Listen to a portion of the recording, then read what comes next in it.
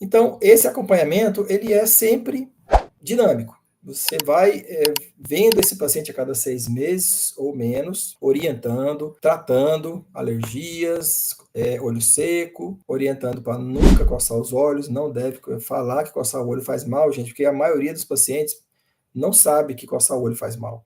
Coça sem querer e coça muito, isso é péssimo, porque estimula a doença a piorar, um fator de risco muito importante.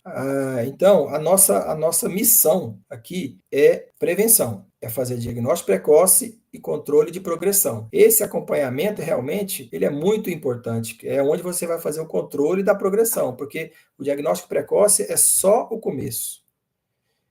Esse acompanhamento de avaliação de progressão é tão importante ou talvez mais importante do que o diagnóstico precoce, porque você tem que, não adianta nada você fazer o diagnóstico precoce e depois não fazer esse acompanhamento, o paciente vai piorar, vai avançar e você vai perder essa oportunidade de ter feito esse controle. Então é muito importante a orientação, educar o paciente sobre não coçar, educar o paciente a fazer o teste da visão, ocluir um olho, testar, ocluir o outro, testar. Se ele fizer isso todo mês, ele vai tendo uma noção se está tendo algum olho que está piorando mais do que o outro, porque a gente sabe que o ceratocone é uma doença bilateral assimétrica.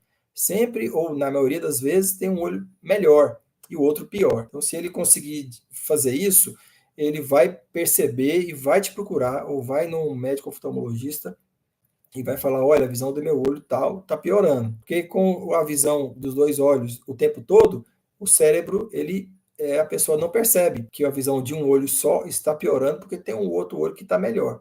Então, isso aí retarda o diagnóstico, atrasa o tratamento e é muito ruim para o seu paciente. Então, vamos fazer o acompanhamento de perto. O ceratocone não pode ser negligenciado. É importante a gente não negligenciar um paciente jovem, que tem córnea fina e que coça o olho, porque ele vai ter ceratocone, porque, afinal de contas, o ceratocone é a doença mais comum da córnea. Então, se esse paciente é jovem, tem córnea, ele pode ter ceratocone, ainda mais se tiver fator de risco, histórico familiar, coceira, alergia, astigmatismo irregular, você faz a topografia, vê lá, tem um astigmatismo irregular na córnea, mesmo que de baixo grau, mesmo com a curvatura até normal, mas você pede o Pentacan e o mapa epitelial, você já vê alterações que te falam que está ectasiando, que a córnea está se alterando, se afinando naquele ponto. Você já tem a chance de fazer o diagnóstico precoce, além de monitorar e de educar, você já pode fazer a intervenção precoce. Você pode fazer um crosslink